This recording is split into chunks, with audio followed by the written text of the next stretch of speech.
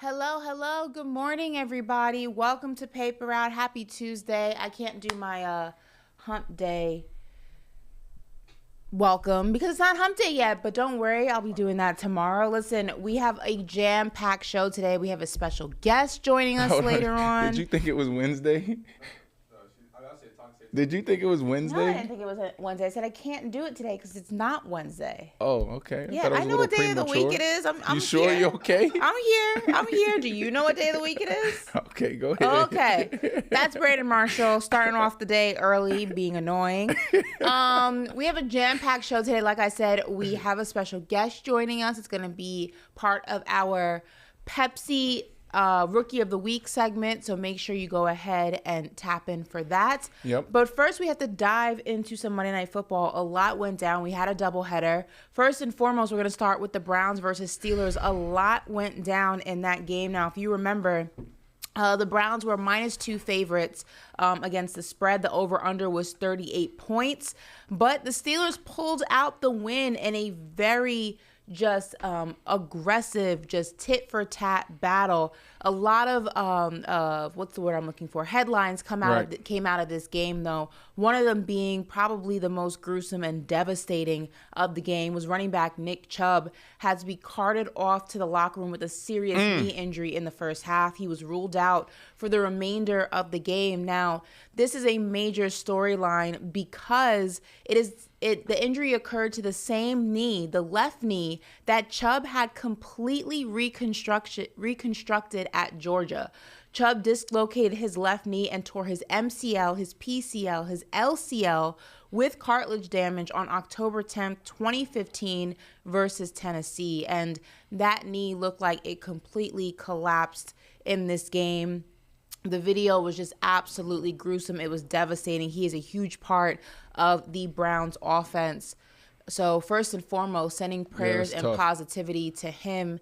As you can expect, the Browns are concerned that this will be season ending for Nick Chubb, which if you saw the injury in real time, he's done. You can probably believe that's the case. I mean, Brandon, this is a huge loss for the Cleveland Browns. It's a huge loss, and it's part of what we need to discuss when we look at the Cleveland Browns, right? Like yesterday on the show, I said I'm all in this game on the Cleveland Browns because I expect the Cleveland Browns to continue to ascend and go the right way and the Pittsburgh Steelers to go the opposite way. The Pittsburgh Steelers, again last night, they showed that they were average, but they got the win.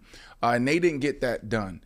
And so the reason why this is a big deal is because this offense was built around Nick Chubb in the running game. We talked about this yesterday.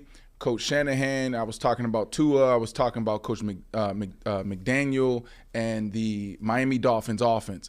And I said, that's not the Shanahan offense. This is the Shanahan offense that I grew up in, right? When I was drafted to the Denver Broncos in 2006, this is how we played ball. And the way we did that was stretch right, stretch left. We ran. Everything was built off of the run game. So now that you don't have Nick Chubb, now you have to go back to what Deshaun Watson was comfortable with, a spread offense, in the gun and letting him go. So this is a big blow for them because there's a lot of teams, Ashley, that they're not capable of adjusting in season. Like this game plan, their philosophy has always been in place for years since Coach Stefanski's been there, and they've been working on this stuff all offseason, all camp. So it's a big blow, not only for Nick Chubb, obviously, but it's a big blow for the Cleveland Browns. Yeah, I mean, just devastating on a personal note for him as well. Again, this was, the exact same knee that he, like I said, had to have completely reconstructed at Georgia. So when you have a knee that goes through that trauma, the rehab alone is draining and just spiritually and physically and mentally just exhausting. Correct. He's going to have to go through that all over again. Hopefully not nearly as bad, but I mean, seeing that in real time was just absolutely, it was heartbreaking. It was devastating. He got love from around the league. Everybody from Lamar Jackson to LeBron James sent him well wishes, prayers, as you can expect. Again, just a terrible, terrible injury, and such a nice guy. I've had the opportunity to meet Nick Chubb few times, and he's just such a nice guy. Not that makes or breaks when someone gets injured. I mean, it's still an injury, but you always hate to see it even more so when you know the person. He's just a really nice guy. So, well, listen, he knew it right away when he went down. He absolutely knew that he was done. His teammate ran over to him to try to help him up, and he just waved him off. Yeah, really calmly. He was like, nah, I'm not going to be able to get up from this one. So it sucks, but it's football, and it also brings the debate that we had all off season back to the forefront, and that's the debate around the running backs and the compensation. And so some are asking, does this highlight and also justify the owner's position, right? Because it's not only Nick Chubb, but who else went down? Saquon Barkley's going to miss a couple weeks, and we'll talk about that later. Mm-hmm. We have Austin Eckler, who led the running back position in catches and just not all-purpose yards, but he was electric last year. He's been electric the last couple of years, and now he's down. He hasn't even played. And so when you look at this, is it justified? Or is this validation for the running backs position on why they need to get paid now? Now, there's so many different approaches that people are throwing out there, looking at running backs being able to leave college early, looking at running backs being able to, structure their rookie deal in a way that has more upside, because after your rookie deal, you're not really getting a massive deal. You're not really getting another opportunity unless you're really him. We're talking about the Adrian Petersons of the world, the LaDainian Tomlinsons of the world, et cetera, et cetera. What I would say to this, Ashley, is that, again, I'm just leaning on the player side. I'll just say that because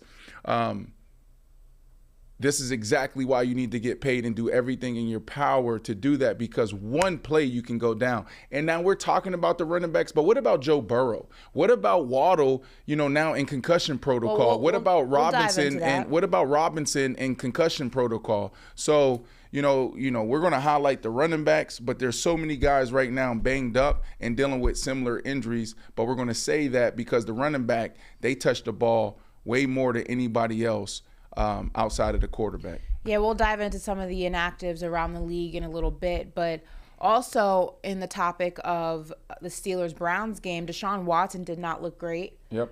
He definitely looks like somebody who missed a lot of football during his suspension. And something also that came out, he had 2 blatant face mask fouls, and he also shoved an official at some point during the game on the possibility of on a suspension for both of those instances. A source told Pro Football Talk all plays will be evaluated and assessed today. He could possibly be facing a suspension for these matters. We actually have suspension. We actually have for shoving an official. You can't. Oh yeah, you can't touch an official. Put your hands on a ref. Right. We actually have a clip, I believe, of the shoving incident that we can go ahead and play first. We should have that teed up. Do we have it? Do we have that? We don't have that clip? Okay. We do have a clip, however, I believe, of Deshaun Watson being completely oblivious to the fact that he actually shoved an official when asked about it by reporters after the game. So we should have that clip teed up. No, we don't have those. Yeah, I sent them to Andrew. He should have them.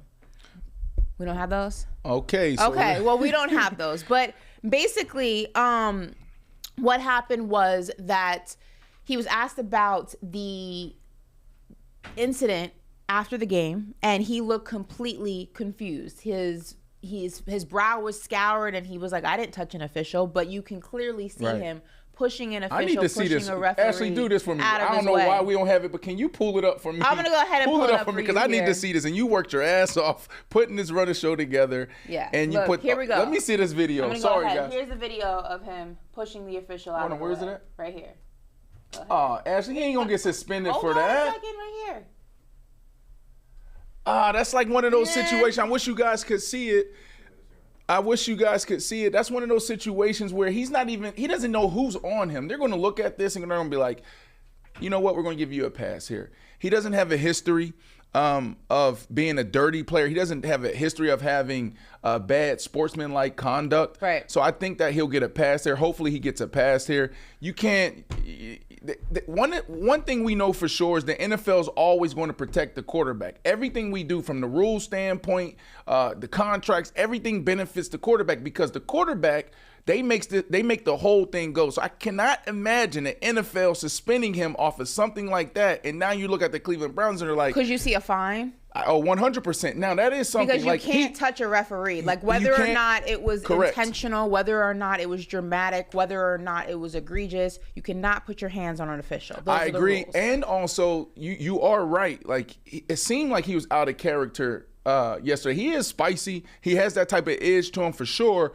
But the 2 face mask penalties and the one, he had the guy's face mask and he knew he had it. And then all of a sudden he took it and you can see him try to throw him to the ground, which was super aggressive. And then he did it again. So I don't know what's going on with Deshaun Watson, but hopefully he corrects that and he has to correct it.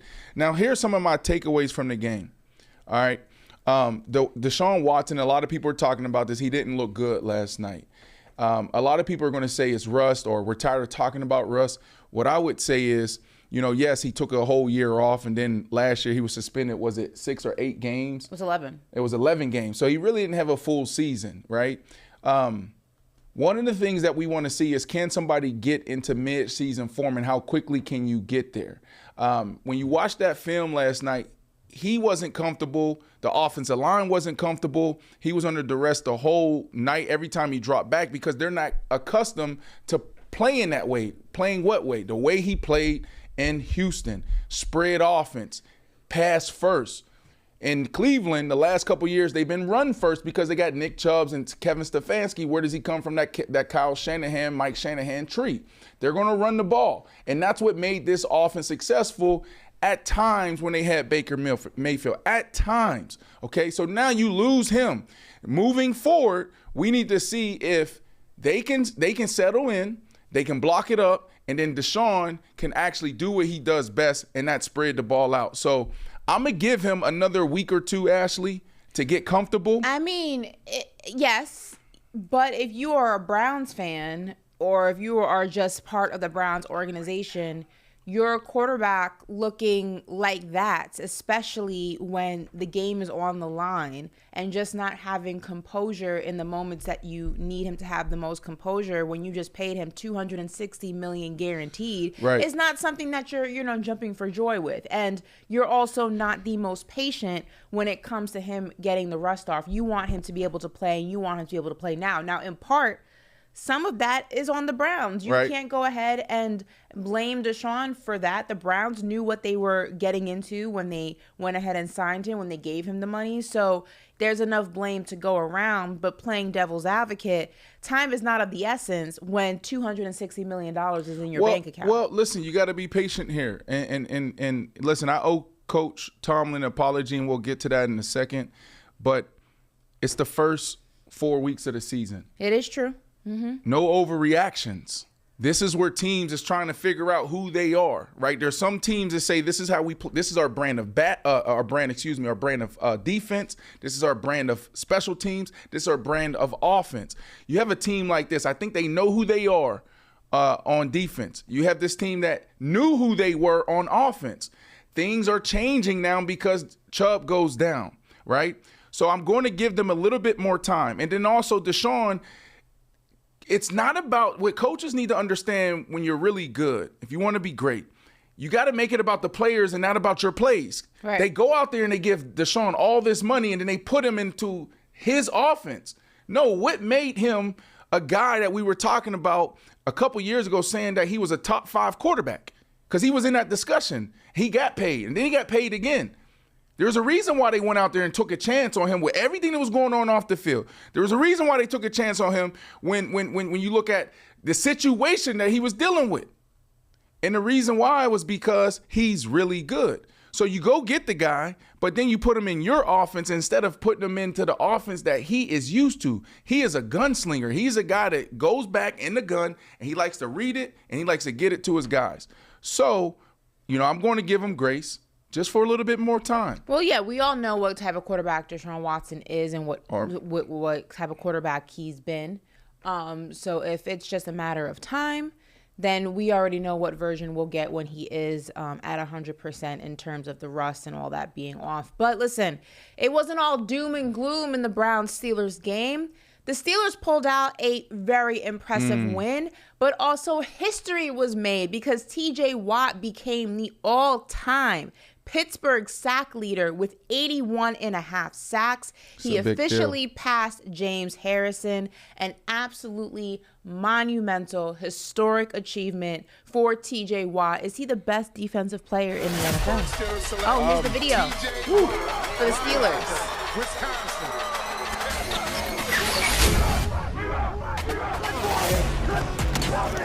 TJ Watt has the sack. Tackle from behind by TJ Watt. TJ Watt! And TJ has it. And down he goes. The black shirts had the gaps controlled, including TJ Watt wreaking havoc like he can. Well, like I said, that's the video that the Steelers put together for TJ Watt. They had it on go for when he made this accomplishment.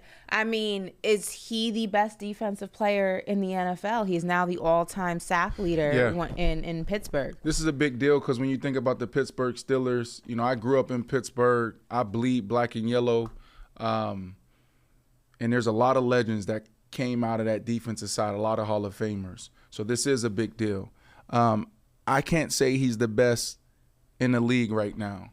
You know, Aaron Donald still sits there, Ashley. Now, I know he had a banged-up year last year, but he's back out there, and he's back to being Aaron Donald. So you got to let's write down Aaron Donald there.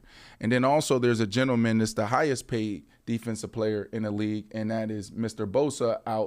Nick Bosa out in San Francisco. So you got Nick Bosa. And then also you got your boy, Micah Parsons. And then you got Watt. So if I had to rank these guys right now, I would say best defensive guy in the league right now is Micah Parsons. Then I'm going to go with Aaron Donald. Then I'm going to go with Nicky Bosa. No, then I'm going to go with Watt. Then I'm going to go with Nicky Bosa because Nicky Bosa is getting warmed up right now, right? Because he missed all of camp. He came, the week before, got his deal done. So this is a big deal. And what's interesting, before he didn't win – he was in position to help his team win the game because it was the turnovers that lost this game. Right. 4 turnovers on the Cleveland Browns side. 2 fumbles by Deshaun Watson, et cetera, et cetera. And then his buddy went out, strip sacked him, and then the ball's right there, and then Watt picks it up, and he takes it to the crib. Right before that, Ashley, here's what I wrote in my notes because I didn't know which way this game was going to go. In my notes, it says, Pittsburgh punter was the player of the game. Like, that was the player of the game. This dude was punting the ball, keeping it with inside the 10. It was going out at the 2 to 3. The Cleveland Browns, he backed up the Cleveland Browns in crucial moments, the fourth quarter, 2 times. So it made it hard for Deshaun Watson and that offense to get going. It's really hard to do what Shedeur Sanders did in Colorado, go 98 yards. When you're backed up, you just want to get the ball out so you can punt the ball out and you have great field position, right? So that's what you're doing there. So, you know, it's funny that you brought this up because before that play, I'm like, damn, the Pittsburgh's punter was the player of the game for me. Now you had the quarterback and a wide receiver who had some big plays. They're trying to warm up. But anyways, back on topic, shout out to Watt, but he is not the best player on the defensive side in the NFL. Sorry. Well, still an extremely impressive accomplishment. So congratulations to TJ Watt. There was another game on Monday Night Football. If you weren't glued to your TV for the Browns Steelers or you were multi-viewing it, however you watch football, there was the Panthers. There was the Saints versus the Panthers. And the Saints defeated the Panthers 2017. New Orleans now is 2-0 for the first time since 2013. Derek Carr went 21 for 36, 228 yards. Tony Jones Jr., 12 carries, 34 yards, 2 TDs. Now, you may not be impressed by Derek Carr's stat line, but we do have a graphic that shows that after the game, Derek Carr is now in some very impressive company. He now officially, you can throw that graphic up there that we should have that teed up, ready to go. No, that's not it. Okay, no problem. Derek Carr has thrown with the best of them through his first 9 seasons. Listen, he has the most pass yards in the first 9 seasons in NFL history. He is up there with Matt Ryan, Peyton Manning, Dan Marino, and Derek Carr rounds out the top 4. So Matt Ryan has over 37,000. Peyton Manning has over 37,000. Dan Marino has over 35,000. And Derek Carr is right behind him with 35,222. Most passing yards in the first 9 seasons in NFL history. So what do you make of that? His stat line from the game may not be impressive, but are you impressed by that? You know what I feel, Ashley? No? Okay. Can paper route, we talk about everything. I was just trying to. Well, first off, I feel like we just wasted time, right? Like what? I'm like sorry. Derek Carr, congratulations, but like It was like, there we go. There's the graphic. There you go. But come on, okay, congratulations. But what are we talking about here? I'm not impressed. I had 3 takeaways from the game, and the last thing that I wrote down was one of my takeaways was the division is wide open. I was expecting the Saints to run away with this division. Why? Because you look at the other quarterbacks, you look at how their defense are set up. In Carolina, the guys that was on the other in this game on the other end across from them, rookie quarterback. Whole new situation, new coaches. Okay. Go to Atlanta, second-year quarterback. Nobody, I didn't even know his name all offseason. Y'all had to keep reminding me, Ritter. I like the kid, but who is he? Okay, and then we go to who else is in the division, right? Baker Mayfield. Baker. So I was not impressed because they did not handle their business last night. And the Carolina Panthers showed me that if they can get this offense rolling, because you had the Bryce Young, who played really well. He showed me that he deserves to be in this league, and he'll be in this league playing at a high level for a long time. But the Carolina Panthers, man, like how do y'all not take care of y'all business? They could have won that game if that offense gets rolling, Ashley, because the defense played really good. If that offense get rolling, the division is more open than we thought it would be, right? Because you got you have the Tampa sitting at 2-0, the Saints sitting at 2-0, Falcons sitting at 2-0. You got the Carolina Panthers at 0-2, but I like what I saw last night. I mean, listen, prior to the game, the Saints were -3.5. The over-under was 39.5 points. So the Saints were the favorites to go ahead and win that game. They did go ahead and win it. Listen, stat line may not be impressive. Derek Carr didn't have any touchdowns. That's okay.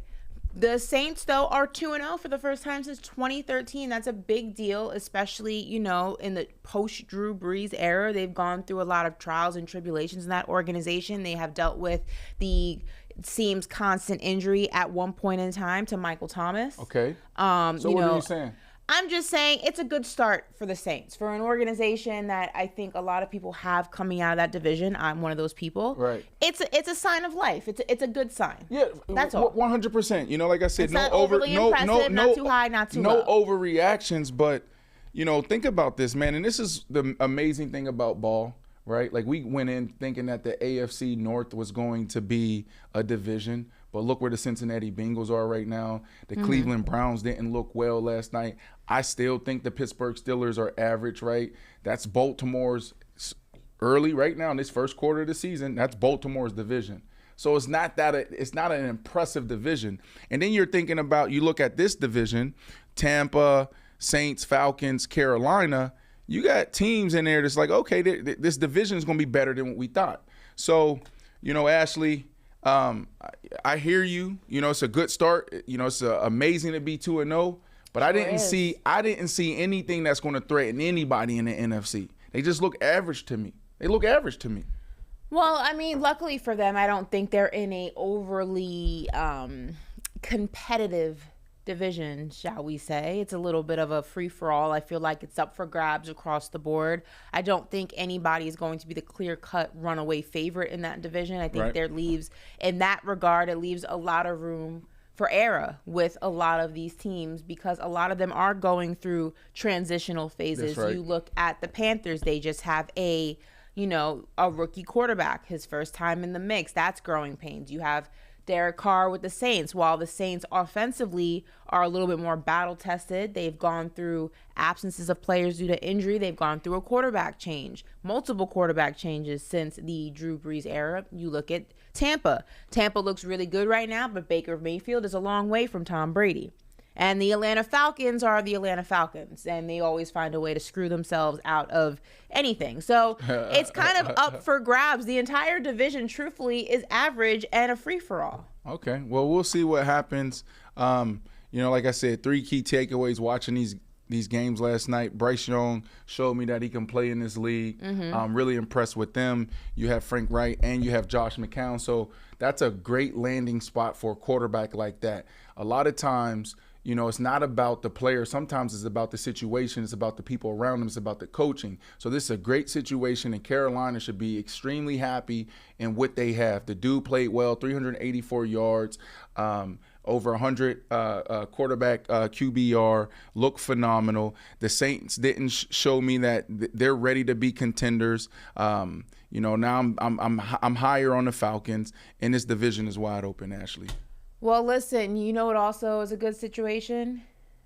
Paper route, me and you being here. I feel like we got to sage a little bit now. I'm good. You good? Are you good? You sure? No, I'm good. Are you good? I'm good. It's like our like elements is off. No, like I feel videos or we're graphics. good. Okay, we good. Listen, we good. Well, I was gonna say, you know what also is good is a good situation, being a rookie in the NFL, because it is time now for Yo Rookie. Presented by Pepsi Zero Sugar NFL Rookie of the Week segment. Already? It's time for Yo Rookie. Oh my goodness. This is Yo Rookie, like I said, presented by Pepsi Zero Sugar NFL Rookie of the Week. Listen, we got a lot of rookies to kind of dive into, Brandon. So go ahead, let's take it away. What we got this week? Yeah, so let's look at it, right? So let's throw to the graphic and let's look at the guys that we want to highlight. Now, again, these are nominees, and the goal here is for us to highlight the next superstars of the NFL, right? C.J. Stroud. He has a big one, all right? We just talked about this kid. If you're in Carolina, you should be extremely happy because this dude is him, and he's in an amazing space with his head coach and also his quarterback coach and Josh McCown, who led the way for me. 384 yards and 2 touchdowns for 103 passer rating in week 2. Welcome to the board. You are now in position because you made this week list of nominees to potentially be Rookie of the Year, okay? But their cities, Carolina got to stand up. They got to vote, Ashley. Now let's look at Atlanta running back. Well, Texas, Houston. Oh, my goodness. What am I talking about? I'm so sorry. Thank you for correcting me. I've been saying Houston that for the last up. 10 minutes. Houston, stand up. Yeah, the dude played really well. Okay, Bijan Robinson, running back, 172 yards from scrimmage, 124 on the ground, 48 receiving. That's week 2. This is exactly what we thought we would see from him. Okay, the dude played well. Let's go to Los Angeles. This Rams wide receiver, drafted in the 5th round, Ashley. Familiar face. He was here last week. Yeah, I mean, come on now. He was here last week. This is a good start for him. For sure. Do you know through the first 2 weeks he has an NFL record, 25 receptions? He's off to the hottest start that we've ever seen at the wide receiver position. So, PUKA, welcome back to this week's nominee. Doing the damn thing. That's right. And then you go to Tampa Bay, their safety Christian. He had a big game, 3 tackles, 1 interception, 1 tackle for loss, 1 pass defense. And this dude is now on the board. Now we go to Cincinnati, wide receiver. He recorded a 81-yard punt return. This is the second week we've seen this. The game has changed in special teams, right? We're not seeing the Devin Hesters and the X's anymore and the Josh Cribbs anymore take it to the house, week after week after week. We're not seeing that. It's harder. The rules have changed. So for us to be in week 2 and we've already seen a couple returns, that is special, but they're coming from our rookies. So shout out to those guys. Denver wide receiver Marvin Mims, he caught 2 passes, 113 yards. He's now on this week's nominee list. But Ashley, who do we have? Before we move on, real quick, Cincinnati wide receiver Charlie Jones is his name. He recorded an 80-yard punt return for a touchdown in week 2. Also, Charlie Eisen recorded 3 tackles from Tampa Bay safety, 3 tackles, 1 interception, 1 tackle for a loss, and 1 pass defended in the Bucs week 2 win. The Bucs are rolling in post Tom Brady era. Listen, Linda. Listen, like for real, like Baker Mayfield, is he the new Geno Smith? He's this year's Geno Smith? Listen, he also has a lot of weapons around him helping, and also has a lot of weapons on the other side of the ball as well. So I don't know. Maybe people, when I say people, I mean me, underestimated the Tampa Bay Bucs a little bit. That's right. I heard Baker Mayfield, and I just automatically wrote them off. That's my apologize. I wrote them off quick. But what did Geno say? And then, what did it say? They try to write me off, but I ain't write back. Right. So okay, Baker. All right, here we go. So what we got this week? Who we got joining the show this week? Is he ready? Is our guest in the building? Oh my goodness. Is he here? Oh, he's here. Listen, I know you love saying his name so much. Go ahead. No, you say it. Okay, listen. Joining us right now, live on Paper Route, we have from the Los Angeles Rams wide receiver, PUKA NACUA. Hello, PUKA. Thank you so much for joining us. What's up? Good morning. Good morning. Bro, first off, congratulations. And I got to be honest, I'm always real. Bro, I had no clue who you were until week 1.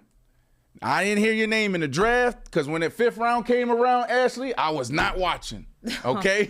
My dog went 5th round. Hey, I'm 4th rounder, so we're in the same boat, bro. Okay? No disrespect. I was 4th round. Ain't too many people sitting around watching the draft that long, okay? They want to see the 1st round, 2nd round, then they out of there. And then we go to training camp, and all we talking about is Cooper Kupp, right? Mm-hmm. And then Cooper Kupp goes down.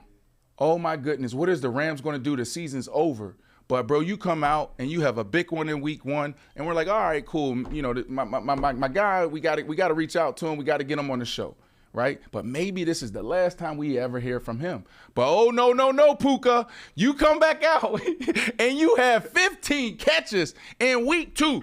What the heck is going on, bro? How do you feel? And tell us, are you surprised? Because the world is surprised, but are you surprised?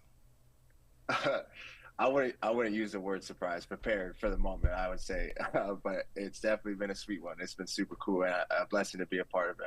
I think that the man up above for watching over me, allowing me to be in this opportunity, but then that the guy number 9 in the backfield, and everybody here in the Ram organization has helped make this process and this journey started off so far really well.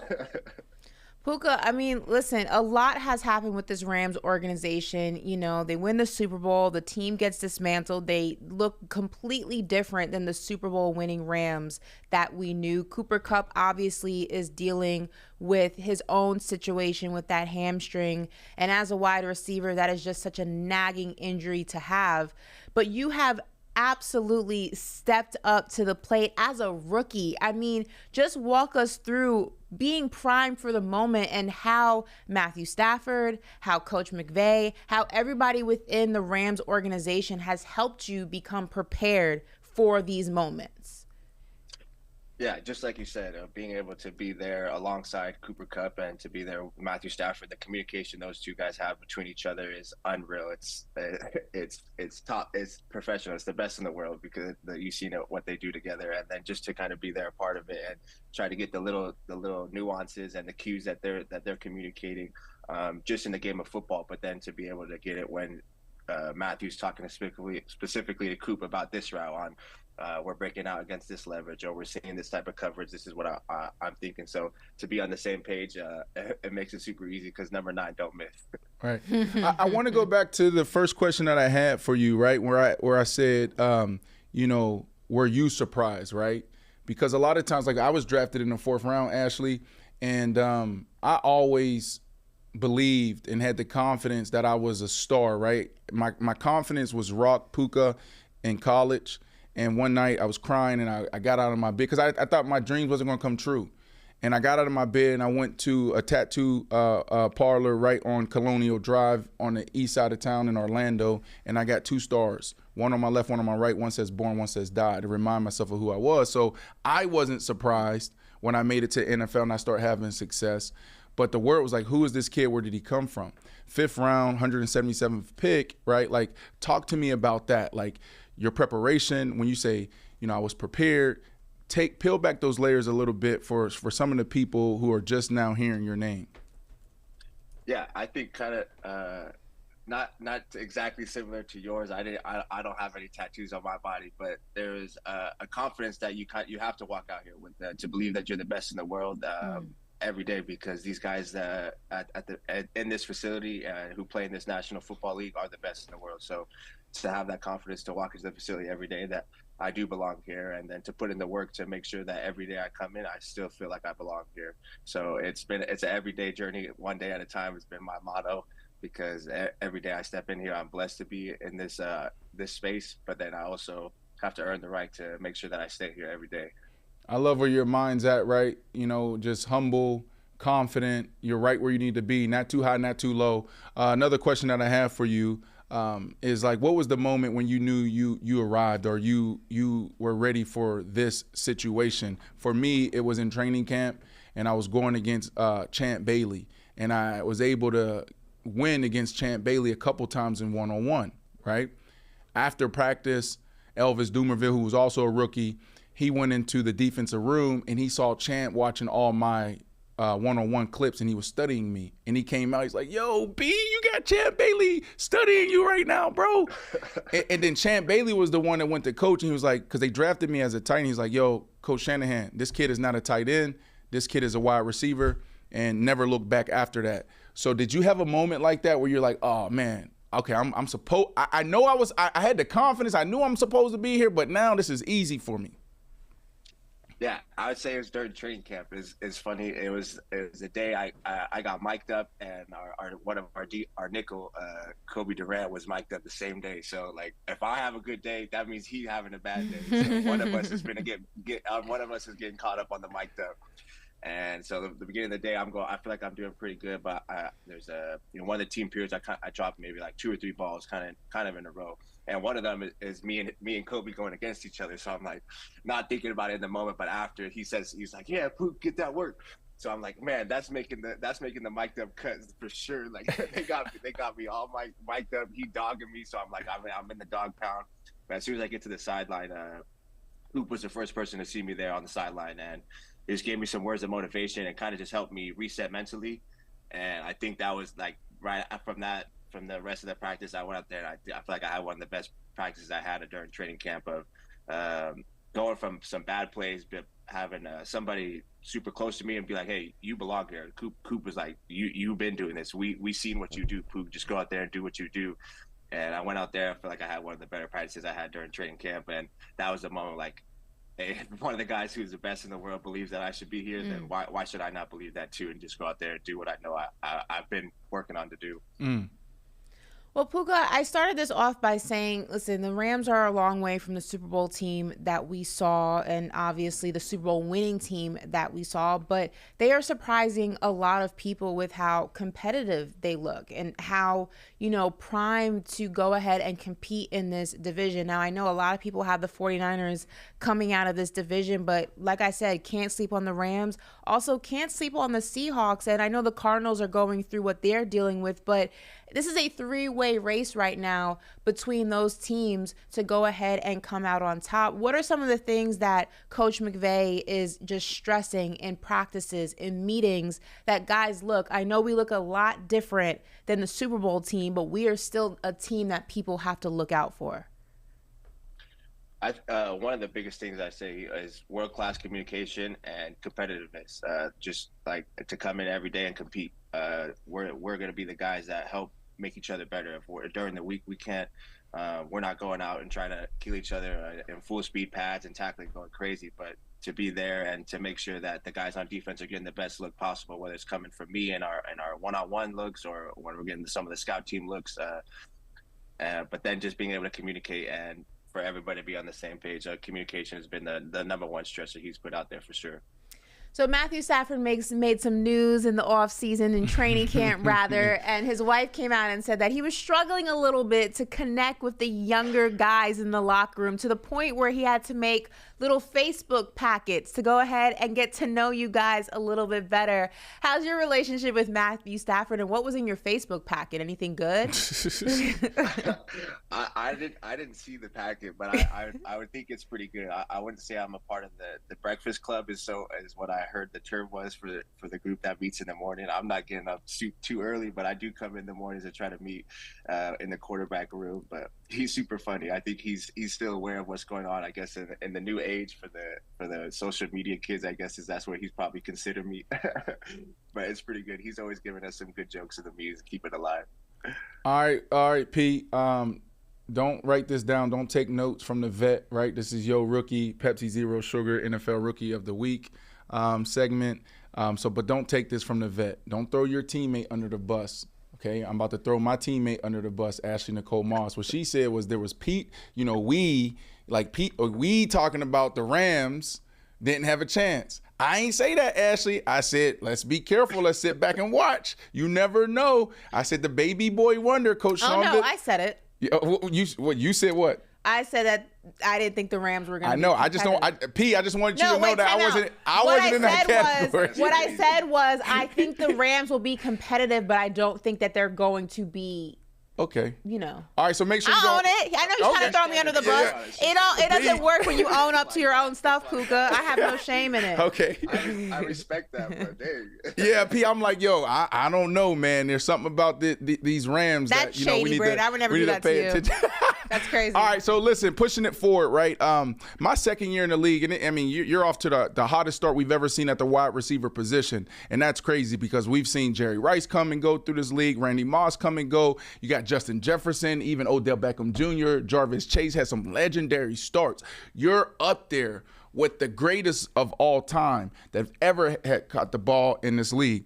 So for me, it took me 2 years to get my moment. Javon Walker was our number one. Javon Walker goes down, and then Jay Cutler, Coach Shanahan comes to me and they say, yo, you are now the guy. You got to carry the load. And I remember what that did to my psyche and my mindset. I was like, all right, I got to be ready, and I got to make sure that I don't let my team down. When Cooper Kupp went down, what went through your mind? A moment of sadness because, man, being out there on the field with him is unreal. Like, he knows what everybody doing, so it's a cheat code, man. He makes the game so easy. So a moment of sadness, but then I guess after that, when just kind of like you had mentioned, that the opportunity for somebody to step up and to kind of take that place, and I guess nothing kind of changed for me. It's just to continue to attack the day how I feel like I was, one day at a time, and to show everybody what I was capable of. And then the opportunity of making sure when number 9 throws the ball your way, you got to come down with it. Because like I said earlier, he don't miss. So if I drop it, it's 100% on me because he put it in the spot easiest for me to snag it.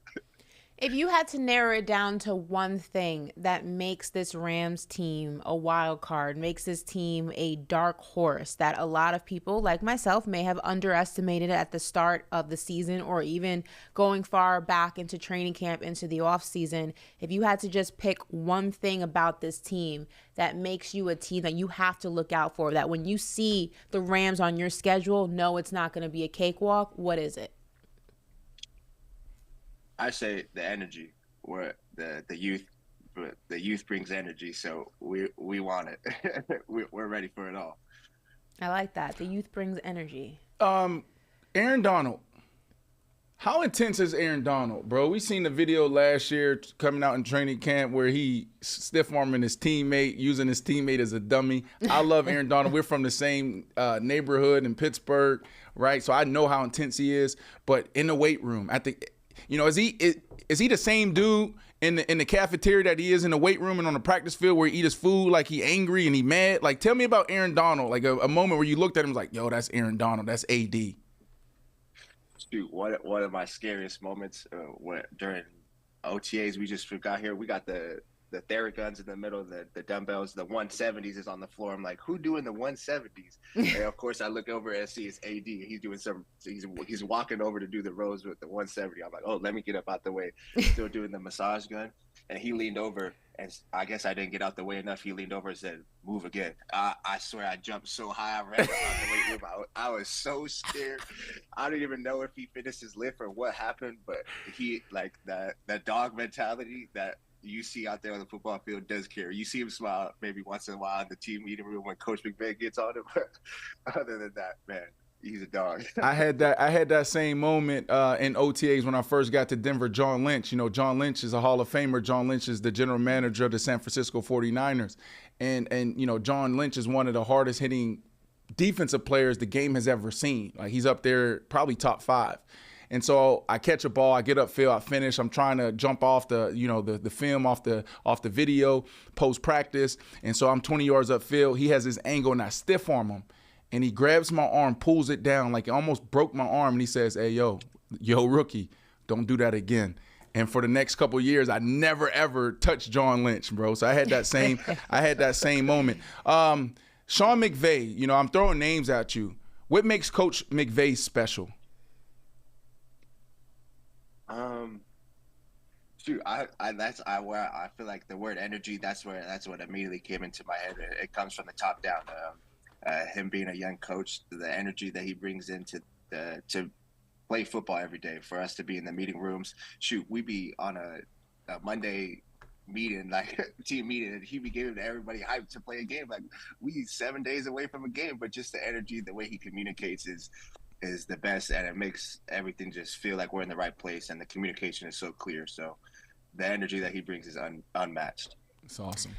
Listen, Puka, you have a pretty hefty fan base for a rookie. Really? I mean, the chat was absolutely ecstatic hearing that you were going to be joining the show. I think a lot of people just like saying your name. Well, they better vote for him. Listen, you have a really strong fan base for someone who is just weeks into the league, into his first season. Now, Matthew Stafford, your QB, has been one of the names that is going to officially be joining season 2 of Peyton Manning's quarterback series. Now, if the series ever does transition to other positions, say wide receiver, would that be something you'd be interested in doing?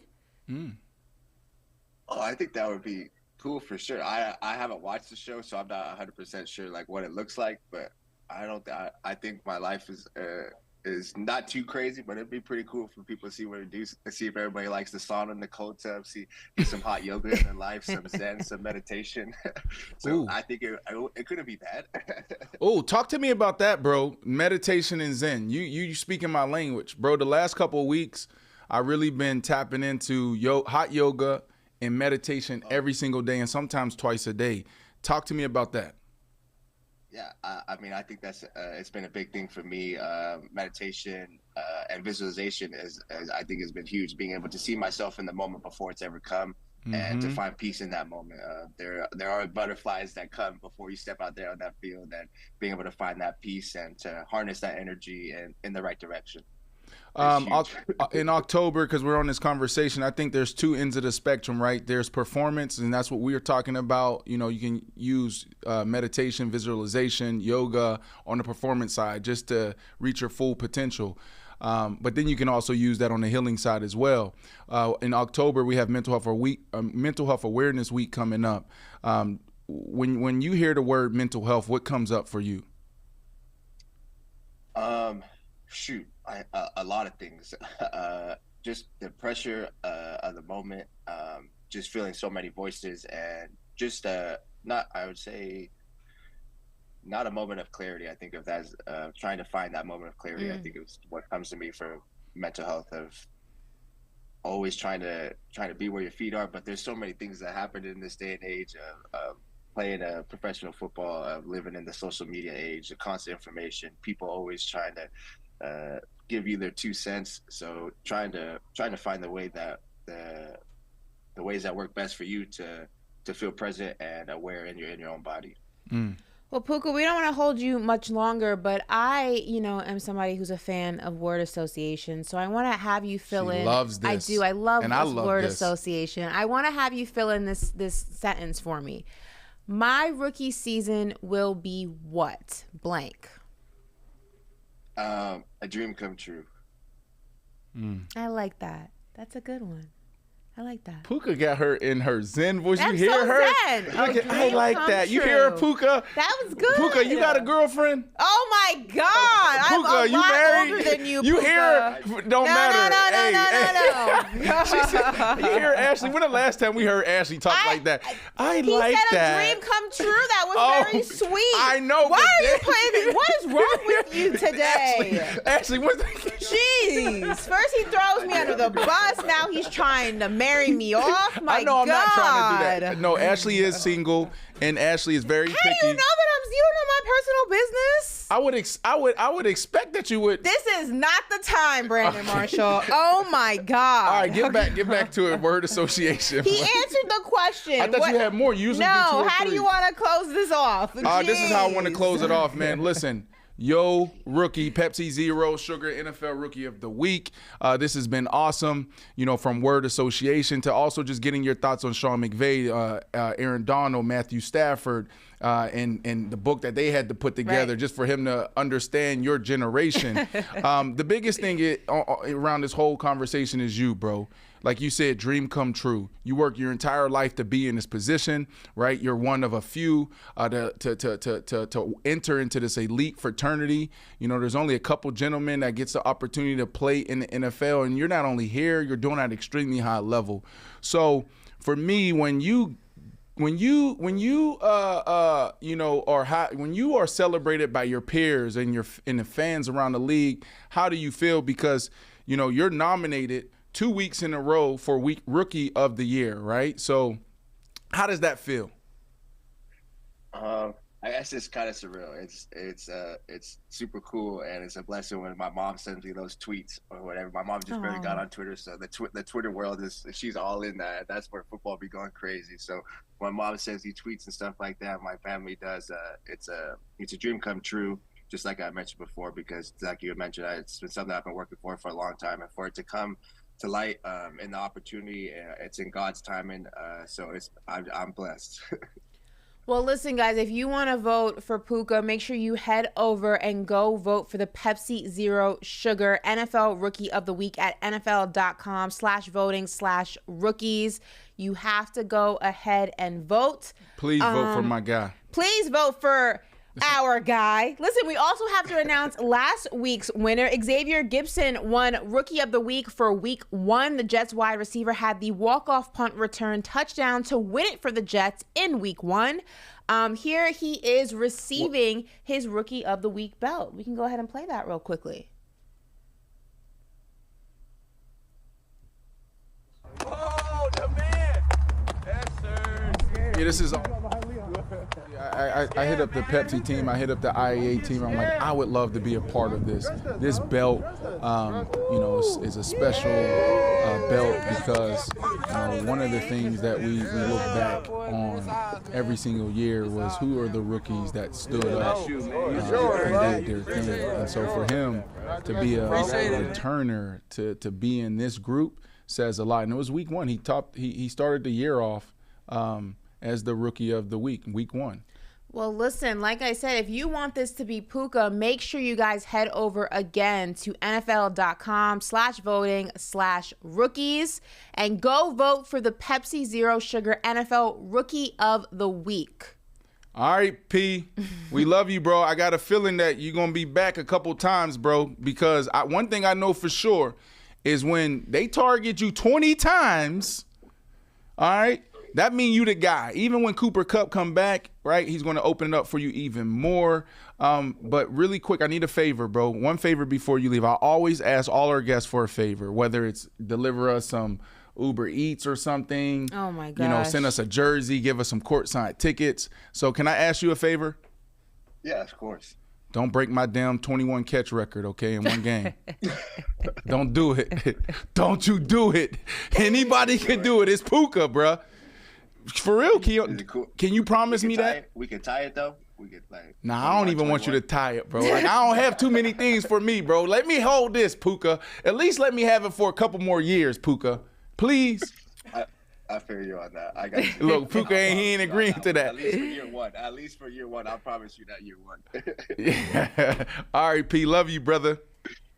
Bye. Love you guys. Appreciate you guys. You guys have a good one. All right.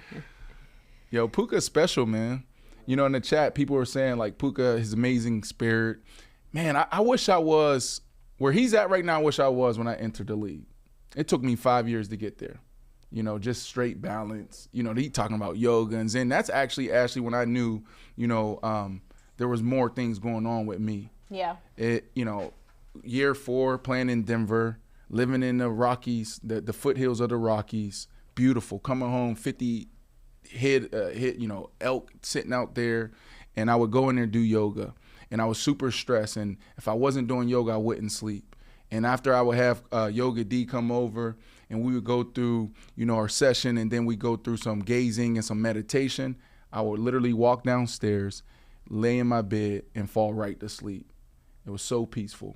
And so anybody out there who may be dealing with anything or struggling or just want to get back on track with their wellness routine, you know, yoga, meditation is a good place to start. You don't have to conquer the world all in, you know, one day. Just show up, right? So, Yeah. you know, that, you know, hearing where he's at right now, you can tell that this kid is different.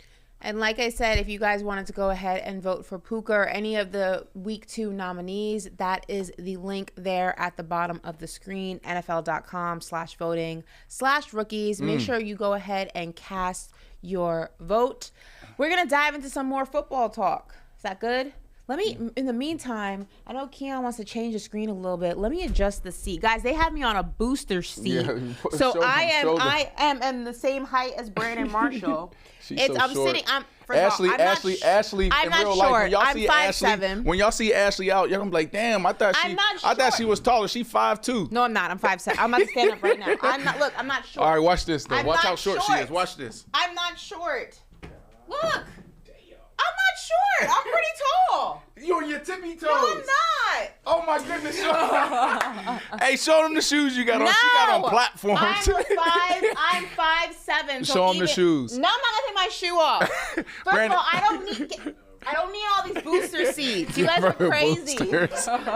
Brandon Marshall here.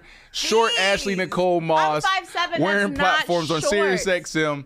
Faction Talk, Channel 103, and also live on YouTube Monday through Thursday and sometimes Friday. Sometimes we do a pop-up here and there.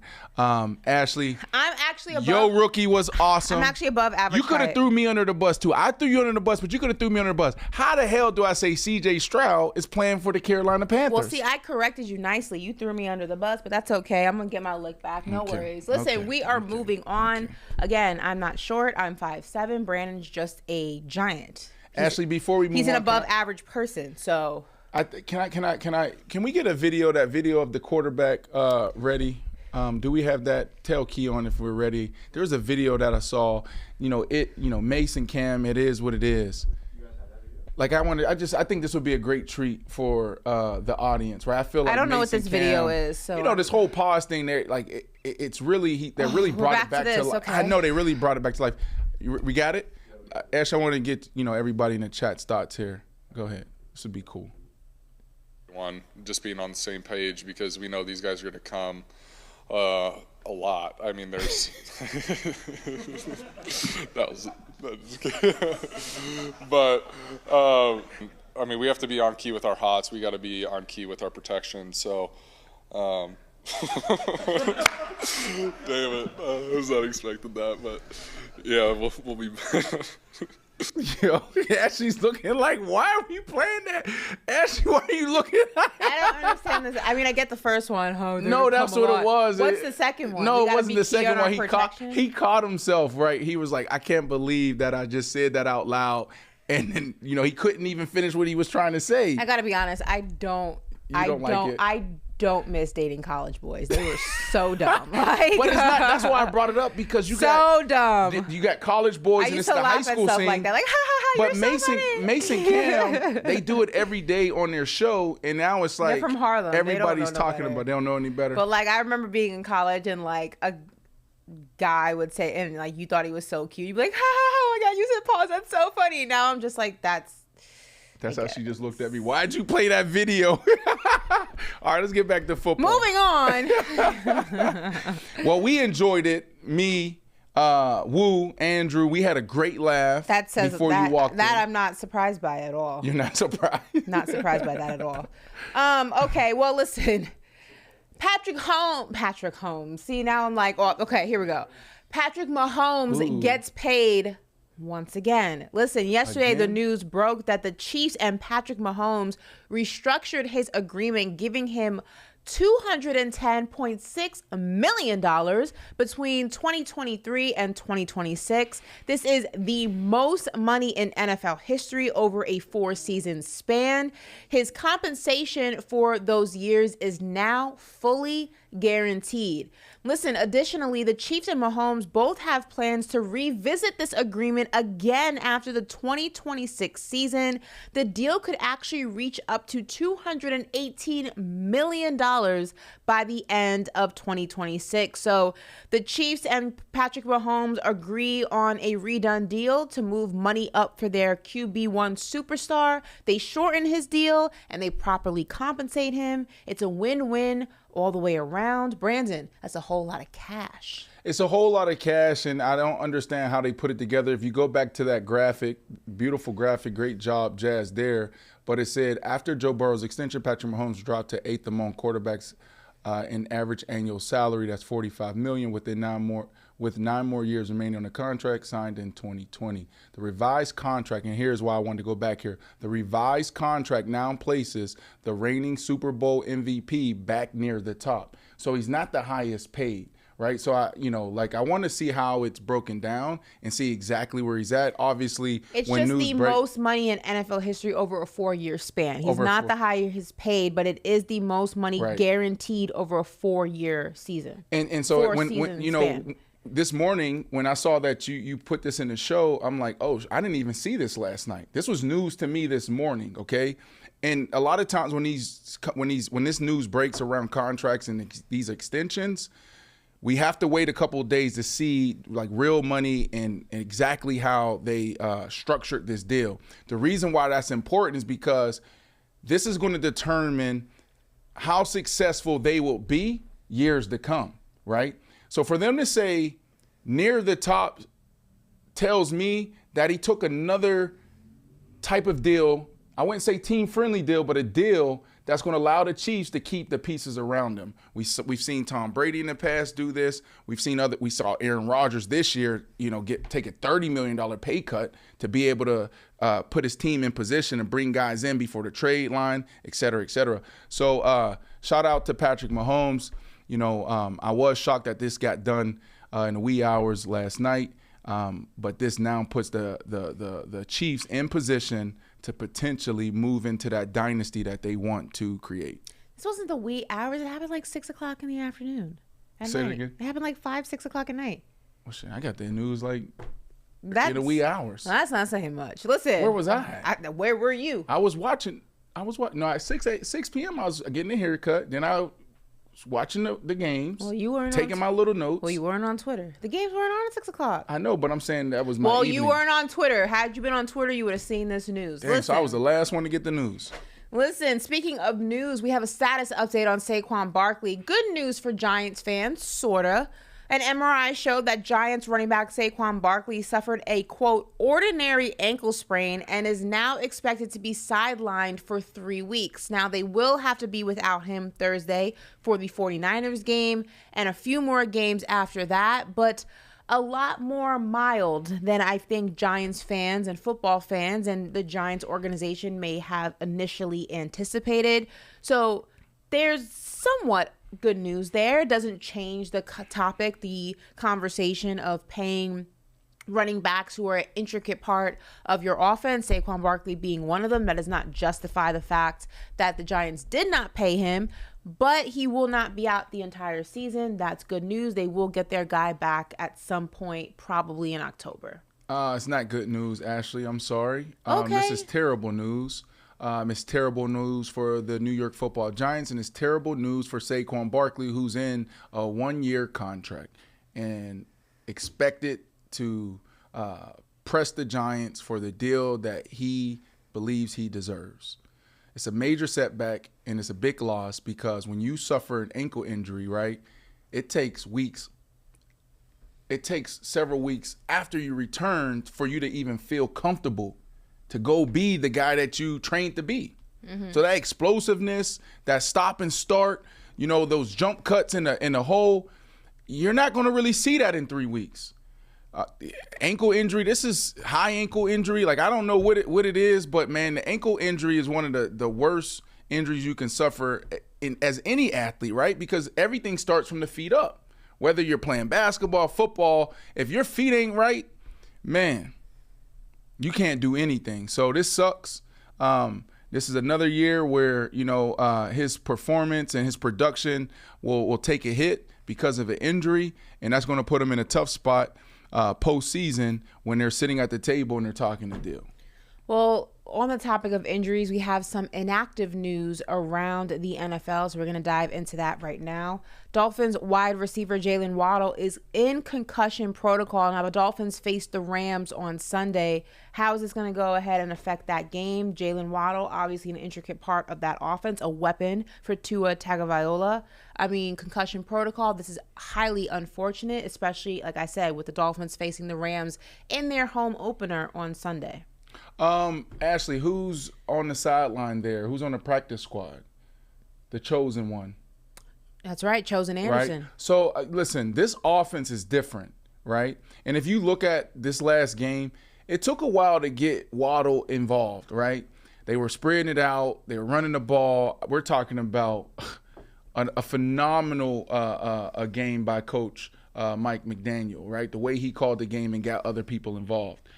So I say that because I was watching this game and I'm looking at the receivers that they chose to activate around Waddle and also Tyreek Hill, right?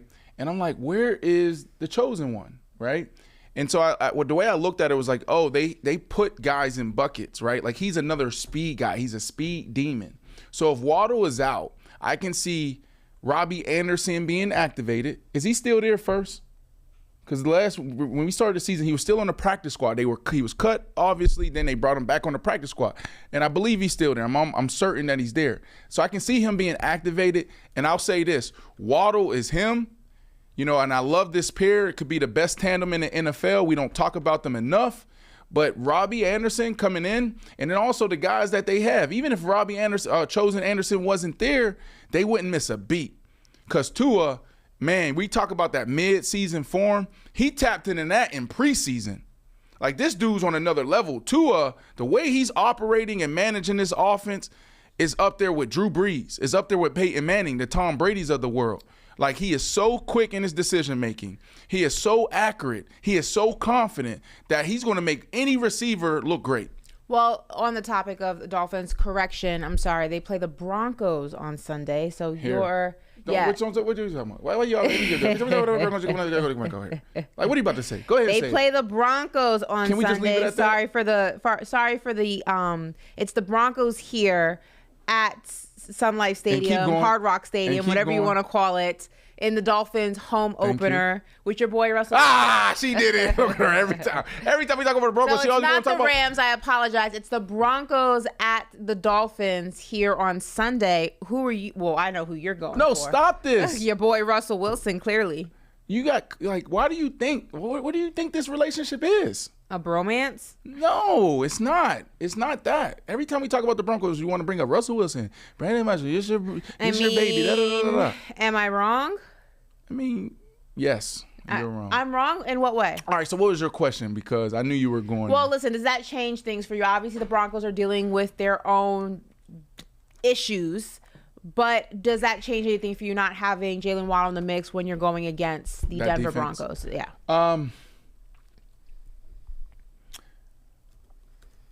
I think the Denver Broncos are in a tough spot. Depending on how they approach this week, right? Their philosophy, the type of football that they want to play, defensively, are they going to be a top 5 defense this year? They're more than capable of being that. This week will determine, to me, these next 2 weeks will determine if this season goes all the way left or all the way right. Russell Wilson is not washed. When we talk about, efficiency and QBR, he's 4th in the NFL. But what I'm not seeing is the confidence, that killer instinct, the moxie. I need to see that, right? And when I watch this game, or the last two games, what I see in Sean Payton and I see in Russell Wilson is, let's not mess it up. I don't see them playing to win. I see them playing not to lose. So, look, Russell Wilson, Sean Payton, they've been here before.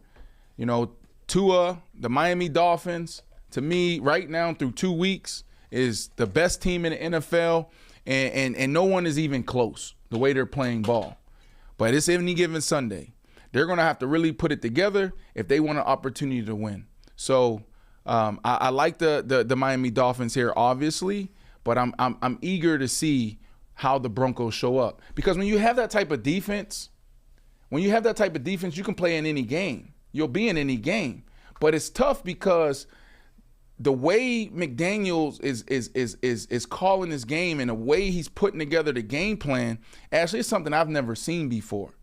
Like, I'm really impressed by the Miami Dolphins and their approach to offense. Yeah. I mean, it's definitely going to be an interesting game to watch. I think a lot of people are going to be watching for a multitude of reasons to see if the Dolphins are the real deal, if they can go 3-0.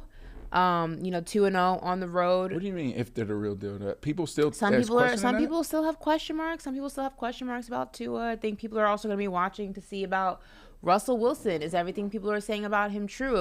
If the Broncos can't pull off this one, they will fall to 0-3, which is not a great start for a Russell Wilson Sean Payton tandem. So we're going to go ahead and keep our eyes on that one. Moving on to another inactive across the league. Cardinals place safety Budda Baker on injured reserve, so he will miss 4 games. Now the Cardinals face the Cowboys on Sunday. What does this do for the Cardinals? Again, not expecting much from this Arizona team. They're kind of in a disarray. Some have even called them a dumpster fire. What? But I mean, this is Budda Baker. This is a big right. deal. So who are they playing this Sunday? The Dallas Cowboys. They're playing against the Dallas Cowboys. Look, the Dallas Cowboys. I know some people are looking at this and they're questioning, and they have an asterisk around these first 2 wins because they played against 2 New York teams that people are looking down on, the Giants, also the Jets without Aaron Rodgers. But I would say, the Cowboys are controlling what they can control. They don't set their record. They don't set the schedule, and they're not in control of who's playing or who's not playing. And see, that's what I wanted to see last night with the Cincinnati game and Pittsburgh Steelers game. Like, I wanted to see them take a leap and ascend to contender or to a really good team, and they didn't do that against the Pittsburgh Steelers team that I say is average.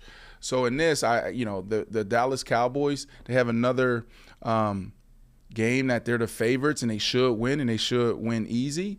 But the Arizona Cardinals, Ashley, they've been playing really tough ball, right? They haven't laid down. They're not. I don't see any tanking. Right, they just haven't gotten it done, and I think they're surprising some folks. So losing Budda Baker is a big deal because that dude is the captain. He makes everything go on that defensive side. So this is going to hurt, but I don't think anybody's going to be upset about it because they know they're not going to win the Super Bowl. Right. So are they tanking? No. So they're like, hell, this is another opportunity for us to get closer to a high draft pick. Well, we shall see. First of all, let me shout out Dallas Troy. He says, gotta get working. Y'all be safe. See you soon, gang, gang. Bye, Dallas. Have a good day at work. Another report across the league is Steelers place wide receiver Deontay Johnson on injured reserve, so he will also miss 4 games. Now, the Steelers face off against the Raiders on Sunday. They're coming off a big win, a dirty, just grimy, just aggressive win against the Cleveland Browns. Yeah.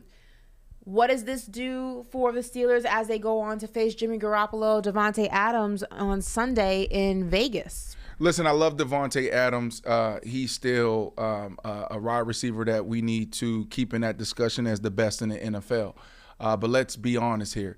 The Oakland Raiders, I should call them the Oakland Raiders. The Las Vegas Raiders are trash. Okay, they're trash. And the Pittsburgh Steelers, I called them average. They should win this game.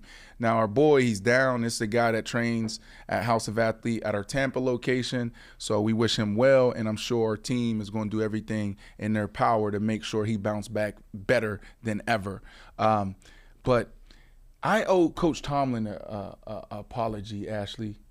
You know, yesterday I went out there and I was like, Coach Tomlin, you know, this team is average. I see them going in the wrong direction. And the Cincinnati, not the Cincinnati Bengals, I got to correct myself from what I said just a few minutes ago, but the Cleveland Browns are in position to go the right way. And last night was another game that, like, tricked us, right? I still believe they're average, but, like, those are the games where it's like golf, Ashley. I don't know if you golf, but if you golf and you're starting off, you're going to hit your ball right, you're going to hit your ball left, and you're going to get really frustrated. Mm-hmm. And then on the last hole, Ashley, or maybe the 17th, maybe the 18th, maybe that's the last one, you're going to hit one shot, and that one shot's going to keep you coming back. Is that you in golf? That's Coach Tomlin in football. Oh. Right? Like the last couple of years, he's just been average. Oh, Coach Tomlin hasn't had a losing season, right? Mm-hmm. Last night, like, the Cleveland Browns lost that game. Mm-hmm. But the Pittsburgh Steelers found a way. They overcame all the struggles on the offensive side. They overcame their struggles of, not capitalizing off of the opportunities that the Browns was giving them, and they won. And it's like, oh my goodness, Coach Tomlin, he's a great coach, which he is. The Pittsburgh Steelers, they're still contenders, which they're not, but we keep putting them in that position. So I owe him an apology because I thought that last night would be a game that they were exposed and they would have to adjust, and they didn't get that done. So shout out to the Steelers and Coach Tomlin. And I feel like I can have this conversation because I grew up in Pittsburgh and I'm a fan, right? Yeah. And that's what we want. Like, we want champions. We don't want to be 9-7. We don't want just to have a winning season. Well, I know that we have a video. We'll tee that up in 1 second. But first of all, Christy O, I gotta beef with you because Jimmy Garoppolo is 100% Italian. He is not Greek. You cannot take him from me, okay? Both his grandparents were Italian immigrants. He talks about all the time coming from a close-knit Italian family. That is the Italian stallion. He is not Greek. Where is he from? Don't try it. Where is he born? Where did he grow up? Let's see if I believe he's from Illinois, isn't he? Good job. Look, yeah. I know everything about Jimmy Garoppolo. I'm just kidding. And then PUKA next. PUKA, what about PUKA? Calm down, Brandon. He's like 12. Jesus. I thought that was the thing now. Like, you still a baby too now, but a thing for who? But I'm saying, like, I thought like ladies like the younger guys now. I'm gonna tell you right now, I won't go younger than 4 years, and that's borderline. Really? I absolutely will not. 24. No. You can't do 24. No. At 30, are you crazy? I mean, a 24-year-old at 30 is like 20. But we're talking about mature. A 24-year-old is 20. Okay, but there's always an anomaly. So that's really a 10-year difference. But there's always an anomaly. There's not that many anomalies. So what if there was? This dude came in 24, boom. He got his stuff together. His mind is right. You know what I'm saying? He's mature. He knows he says all the right things, does all the right thing. Chivalry ain't dead to him. He's opened all the doors. Come on now. No. The answer is no. It's 4 years. You can't. I'm not dating a 24-year-old at 30. Are you crazy? Can you date a 50-year-old? Depends. Is he like an Idris Elba 50? Oh, Ashley. What kind of 50 is he? What kind of 50? What kind of 50? Is he like a George Clooney 50? Yes. Oh, for sure. For sure. What you gonna do with that? What? 50 is not old. If he's like a George Clooney, Idris Elba 50. So you can, could you take him serious and say, all right, we can potentially marry, I'm gonna settle down? An Idris Elba, George Clooney 50? Hell yeah. What? He's got does he have any kids? No kids. Let's say you have no kids. He's a unicorn. Simon, he has what?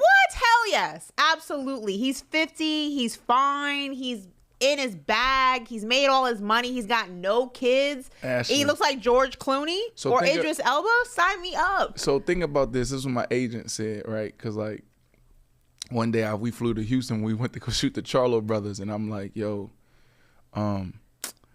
you know, I don't know which way I'm gonna go. Like, I don't know if I'm gonna go older. You know, I went on a date with a 45-year-old, 46-year-old. I went on a date with a 50-year-old, right? Had a nice time. Cool. And then I, dated some younger ladies, 26, 27-ish, right? And I was like, I think I'm gonna go this way. And he said it to he put it like this to me. He said, yo, just imagine in 10, 12 years, right? And this is in our group chat. My agent, like 50-something now. He said, there comes a time where you might struggle getting that thing up. No, I'm being real, because it's a real thing with men. Now what you gonna do? Because you got to think about that. It's cool right now, but in 10, 15 years, where there's a lot of men that's struggling with this, and then you got a young lady, what are you going to do? So, you know what I mean? Ashley, you got to think about those things. When you're talking about 50. 50 is not old. When you think 50, you're thinking 10 years from now, 60, 70 years old. Like, you got to think. But when you think of 50, I feel like you're thinking like a grandpa. When you think of 50, you're thinking of people like Grant Hill is like almost 50. You're thinking of like Idris Elba is 50. You're thinking like Brad Pitt is 50 or a little after 50. 50 is not like old. She ain't thinking about the future. She's in the here and now. Y'all thinking 50 like 80 years old like with a cane. That's not what 50 is. Like, think about it this way. Halle Berry is 55. Hey, this is what they said. Ashley didn't consider ED. Laugh out loud. You know what ED is? I know what ED is, but like, and that's you guys a real are thing. acting Listen, like 50 is like 76. It's not the Brandon, case. 50 isn't old. I'm not saying it's old. Jennifer Lopez is in her I'm about 50s. to turn 40, and 40 to 50 is going to be my prime. That's what I believe, and I think you can have multiple primes. I'm embracing the Western mindset. You can have multiple primes. Okay. What I would say is this, for real, because I know there's a lot of men in this chat, and some men struggle at 25, 30, 40 with erectile dysfunction. No, this is a real thing, Keon. Don't sit up like that. There's a lot of men that struggle there, and one of the reasons why they don't go get help is because they don't know that there's more men that suffer from this, and they also, they're scared of the stigma. Right? You got to think about that. That's a really manly thing when you're in that intimate space and you can't do what you want to do and can't take advantage of the moment and the opportunity. So men, if you're out there struggling, get help. It's okay. And there's a lot of things out there that can help you. All right? Yeah, Viagra. What'd you say? Viagra. I mean, Viagra, I don't know. I know you heard this story going around in the past. Like, the only time I used to take Viagra and all that Cialis stuff was before a game. For real. Like, y'all heard that story before, right? Those stories where football players take those things before games? Mm-hmm. Yeah, because it, like, thins out your blood and, just helps with just, like, whatever. I don't know. Yeah, well, let's go. Okay, well, moving on.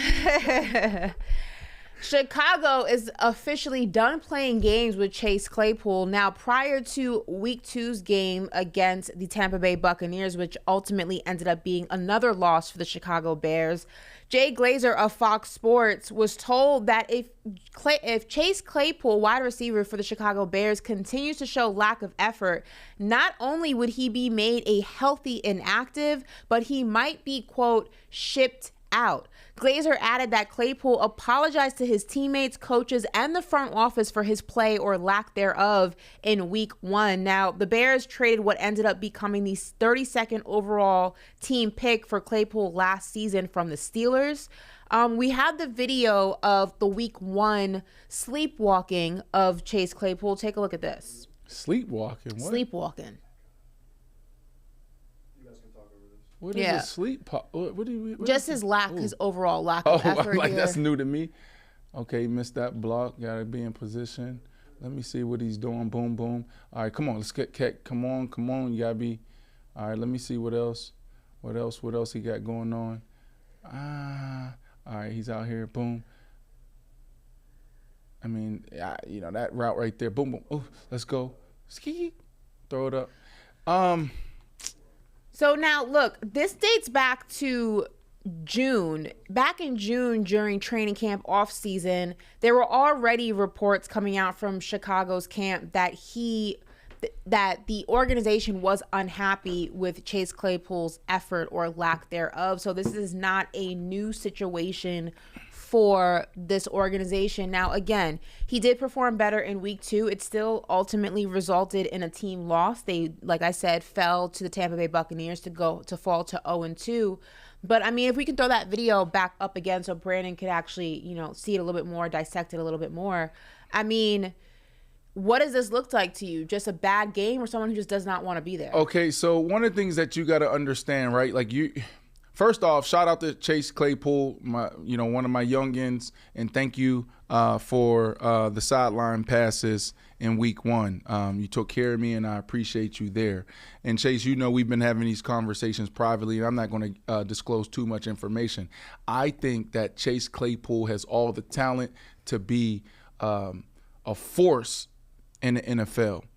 A lot of this is mental. And when I say this, this is not a conversation that we had. I'm not saying that he's struggling with anything, but a guy with this type of talent and ability, right? Like, there's a lot that could affect you mentally that will affect your performance on the field, right? Like, just being in the right spot, having the right quarterback, having the right offensive coordinator, like so many things can happen off the field.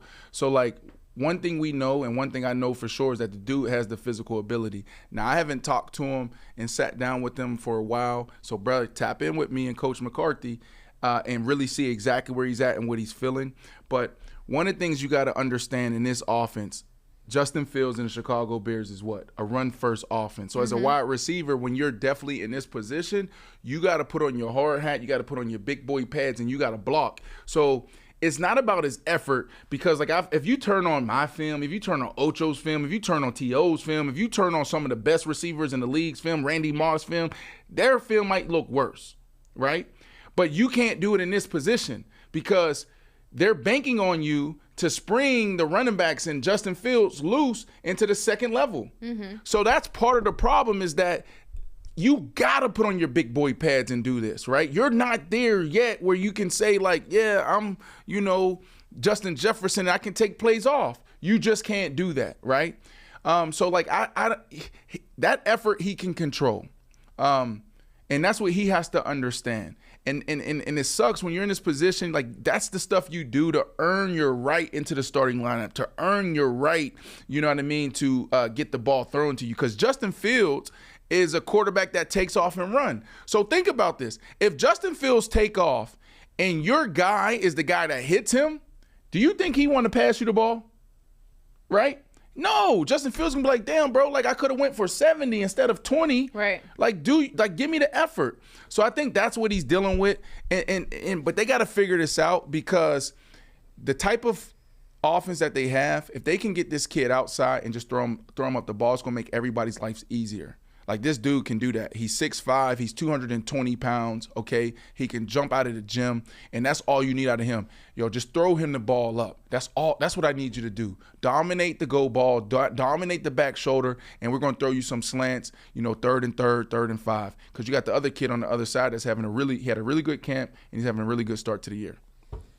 Well, we will go ahead and obviously keep an eye on this situation. And again, Chicago, not a great start for them, 0-2. They do go ahead and play this week. Let's see who is on their schedule for this week. And then that was week 1. Those reports came out. And then week 2, because I was watching the game. Oh, well, they play the Chiefs this Sunday. And week 2, he had a couple catches. He had a touchdown, and people felt like his effort was better. But, Ash, like you said, this is something that they're monitoring. They're monitoring week from week, and they do play Kansas City. That's going to be a tough game for Chicago. Well, I mean, he should be licking his chops because it's not like they have Sauce Gardner on the other side or Trayvon Diggs, right? So this is the type of game where you're like, you might get your opportunity. So, yes, it's going to be a tough game. If I'm a receiver in this game, I'm like, yo, this is my opportunity to get back on track and get in good graces with my team and my teammates. Well, we shall see. Moving on, things get real for Henry Blackburn. Now, if you remember, we spoke about yesterday the DB from Colorado State, who we were debating whether or not was targeting Travis Hunter. Ultimately, Travis Hunter is out with a lacerated liver for 3 to 4 weeks. Now, Henry Blackburn has been receiving death threats over his late hit that sent Travis Hunter to the hospital and, like I said, ultimately removed him from the season for about 3 to 4 weeks. Blackburn had his home address and phone number leaked on social media after the game. He and his family have been bombarded with death threats and constant harassment. Colorado State Police are currently working with local authorities to look into the threats. Now, Colorado State has also decided not to suspend Blackburn for the hit on Travis Hunter. Head coach Jay Norvell reviewed the hit and said, quote, "It's a play that happens sometimes." Now, Micah Parsons, via his podcast on Bleacher Report, had this to say about the hit against Travis Hunter. One thing that really did throw me off was that hit on Travis Hunter. That was so malicious and dirty. I thought that guy should have got ejected. That was something that you hate to see in football. If you watch this, the ball's down. He let go of the play. And the fact that he went around his own player and hit Travis Hunter, that is malicious intent and super dirty. This guy doesn't deserve to be on no football league, because at the end of the day, yes, we are competing and we want to compete the best within each other. But in the day, in college and even in the NFL, we need to protect our brothers here, man. Listen, life is way bigger past football, but this right here is not okay. Travis Hunter, you don't deserve that, brother. You way bigger than this moment. And the one thing I respect about Travis, he tried to get back and fight and get back in that game. And that tells you a lot about the competitor he is, who he wants to be, and where he's going in life. And Trav, keep balling, brother. You doing something that no one's seen at the college level, to be the efficient and as good as you are both ways in college football. Yeah, you doing your thing, brother. Keep going. So, I mean, listen, we know that people take sports very seriously, and obviously the hit against Travis Hunter was dirty, it was ugly, it was unnecessary, but doxing isn't cool. I mean, his family didn't have anything to do with the situation. Everybody within his family was not on that field. So, bringing them into harm's way and directing whatever animosity or disdain you have for what Henry Blackburn did is just not fair. They didn't have anything to do with it. And you spoke about, the culture and this in depth yesterday. So we do have that video as well. So we can tee that up and then we can dissect this. Don't worry, Ashley. The culture. Let me tell you. He should be suspended for as long as Travis Hunter is out, and that's 3 to 4 games until he comes back. He should not see the field. Whatever this kid's name is, the way I look at Blackburn. this, it's like what we say earlier. Dion has the culture, right? Yeah. Dion brings the culture out. So there's certain things. There's laws and rules within the culture. In the culture, if you break certain rules, you touch women and babies type things like that, and you go to jail, the culture take care of you. So the only thing I could think about was like, damn, this dude is in a tough spot. You had Odell Beckham Jr. wearing his shirt on Sunday, pre-game, right? Travis Hunter's shirt, right? So my thing is, bro, if you get an opportunity to make it to the next level, ain't nobody rocking with you. Whoever this kid is, he has no chance at the next level to be loved, to be embraced. Like, you just went out there and took out one of the biggest, youngest, brightest stars in the culture. Ain't nobody rocking with you. You're gonna end up going to Live nightclub, getting in line. They gonna see Ashley, they gonna look at his car. Oh, you the dude that hit Travis Hunter? Get your ass out. It just seemed though, to me, it just seemed like, I don't know. There was a lot of dirty and unsportsmanlike plays. This was, I think, before or after you realized he was white. Well, what do you mean? I didn't know yesterday. You didn't know until I told you, and then you said, "Oh, well, that changes things." Did you know when you were saying that he was white, or you just took Blackburn and you figured he was a brother? No, like it definitely, yeah. No, it definitely changed things, and I would say this: the culture doesn't send death threats. We don't do that. So that's like some Colorado Buff fan. Not Colorado. That is like, listen, when I first got drafted, Ashley, to Colorado, All right, I land, and I'm just excited. Well, first off, I went to 2 teams to visit. That was it, pre-draft. It was Houston and it was Denver, okay? And so I get to Denver, and I'm like, holy crap, like, I do not want to come here. There was nothing out there, and there was nobody looked like us that was out there, right? So, boom, a couple months go by, the Denver Broncos draft me. Soon as I get there, my mom said, hey, baby, I just want to give you a heads up that, the population less than 5% is minorities. So we talk about Colorado and being in Boulder, definitely in Boulder. Yeah, there ain't too many people out there that look like us. So this is, to me, this is a Colorado Buff fan pissed off because they're super excited. They haven't been in this position in I don't know how many years. I don't know if they ever been in this position as, from a program standpoint. So a lot of people are pissed off. Look, Ashley, this is what I would say. When you go out there, and this is why I never trash talked, and I did if I had to, but really was responding. But I didn't want to do that because as a wide receiver, you gotta be on your P's and Q's. You gotta have that vision where you see the whole field because there's so many defenders and so many people coming at you from so many different angles. They could be running 20 miles per hour and they just run right into you. So when you trash talk, and we look at the first few weeks of this season for the Colorado Buffs, when you trash talk in middle of the field and all of that, what dudes do is they take these cheap shots. So, no, I don't agree with Micah Parsons where he should be banned and should never play football again. This is football. He's just now put in the category of a dirty player because that was a dirty play. Now, I do agree with you. Should he have been suspended? Should he have been ejected? Absolutely. Was it targeting? Absolutely. I do think it was hard for the ref to see, and the conversation could have changed if Travis Hunter came back in, and we wouldn't probably having this conversation. But the dude is just a dirty player, okay? But this is the result of being a target. And so when you're a target and you go out there and you know what I mean? And I'm with him. I'm with him. Like when you go out there and you put it in their face, this is what comes with it. I never forget, and it's the last story, playing in high school, right? In Orlando, Florida. And I'm playing, like there's 5 black kids on my team. And this is not a black and white thing, but maybe it's coming down to be a black and white thing. Who cares? But I'm playing at Lake Howell High School. And there's only a few of us on the team. But then we go to Daytona and we play against, I forget the name of the school, but it's all black, right? And so right when we got off the bus, my entire team was like nervous and scared. And I'm like, yo, guys, they put their pants on just like we put our pants on. We just go play football. It's like we play against Winter Springs. It's like we play against Winter Park, Master Academy. It's the same. It's the same. Okay, not really. I'm trying to tell them that. Not quite. So when we get out there now, you gotta meet their energy. So they come in, they taking cheap shots, they doing all of that. So my quarterback takes off and he runs, and then I get and I hit somebody, boom, and then we talking trash. My quarterback gets up, he says, Brandon, stop talking trash because they taking it out on me. He was at the bottom of the pile.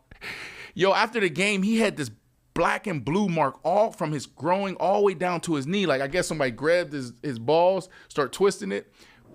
But that's what comes with the game. When you are in that type of environment where there's a lot of trash talking, there's going to be cheap shots. We saw Shador try to poke somebody's eye. We've seen guys punch people and grab nuts. We've heard these stories before. And so, look, Micah Parsons, I agree with you and not Micah Parsons. That's what I would say. Okay. Okay, whatever. You never heard those stories? I mean, I just thought you grew out of that after a certain point. No, in the NFL, that happens.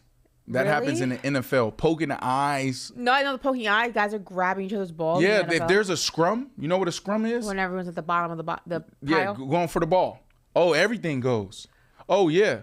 Oh, my goodness. I mean, I'm not grabbing no balls. I'm not doing all of that, but that happens. And guess what? Ashley, think about it. If we win this game, we're in.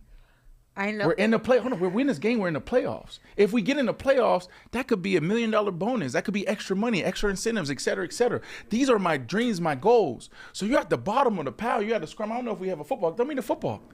Throw me the football. Come over here, Keon. Come here. Are you going to grab his... No, I ain't going to do that. But come here. Stand right here. Okay. So, Keon. All right, come here. Watch this. What? Hold the ball. You're at the bottom of the scrum. Yeah. You feel me? You're at the bottom of the scrum. What are you gonna do? You're at the bottom of the scrum. Hold the ball. All right. Okay, you can't let this ball go. All Watch this.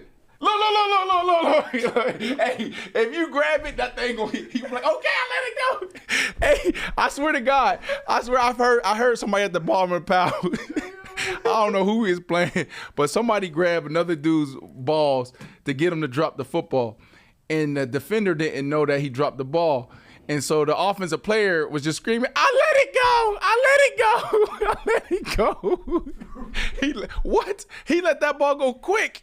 He let that ball go. The defender didn't know that he let it go. So the dude just started screaming, let me go. I let the ball go. Y'all got it. Wow. Okay. Got it. 5 minutes left. We got this. Wow. Okay.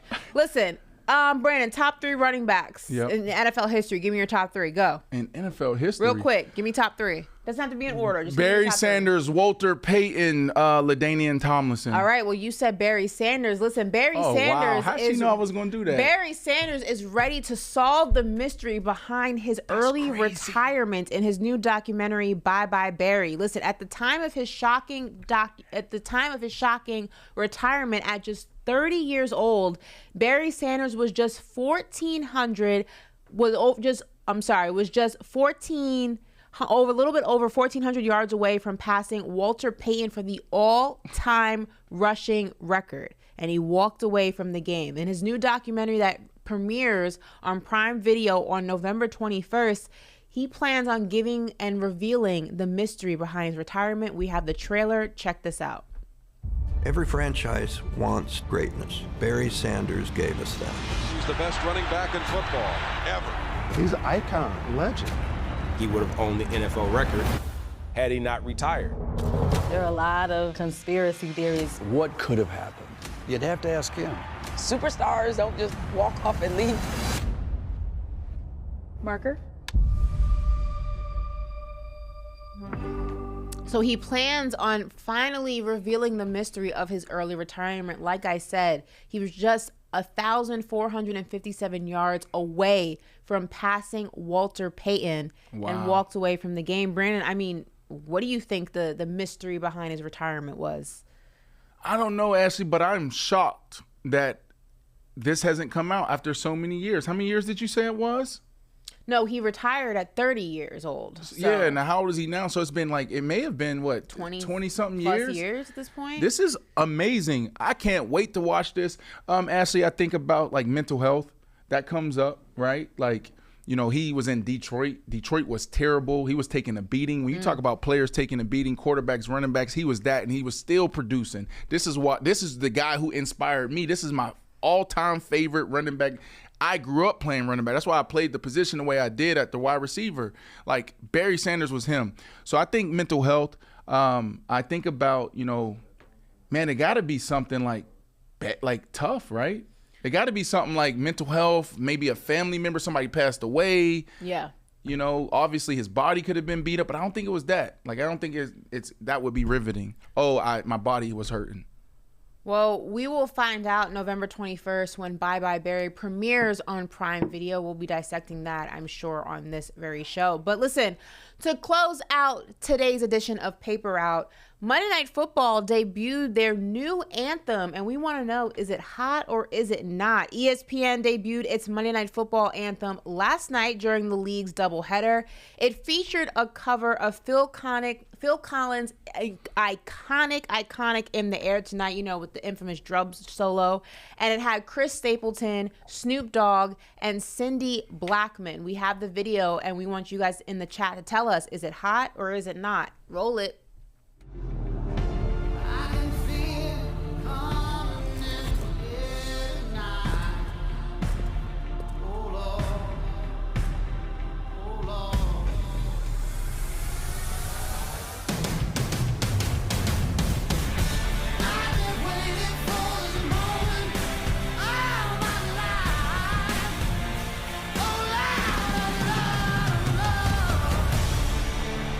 About y'all, but it's a bop to me. This is actually one of my favorite songs, like, of all time. Yep. The drum solo alone just gets it, but like the rock addition to it, because if you listen to the Phil Collins version, it's a little bit slower, a little bit calmer until like it gets to the middle. This was sick. Homegirl on the drums, Cindy Blackman was absolutely killing it. I think the song was fire. The rock and roll mixed with the country aspect of it. I liked it. I don't know about you, Brandon. Absolutely loved it, Ashley. I didn't know that they remade it. I missed this whole thing.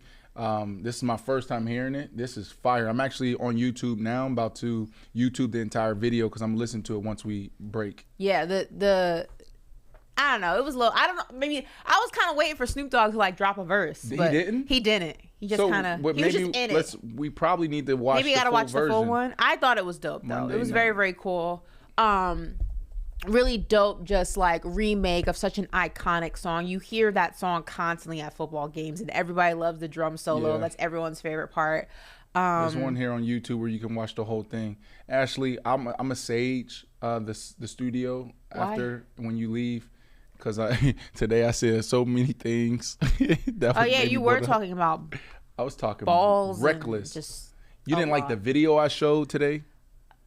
The college kid? That wasn't, doesn't move me like it did when I was 21. But listen, guys, that does it for this edition of Paper Route. If you're listening to us on Sirius XM Faction Talk 103, thank you so much for listening. If you want to see any of the crazy shenanigans that went down during the show, head over to the I Am Athlete YouTube page. For everybody who joins us live in the chat, thank you so much. Tomorrow's my favorite day. You know what day it is. Oh, my goodness. I'm not going to say it. I'm going to wait. But until then, we will see you tomorrow. Have a great day. Bye.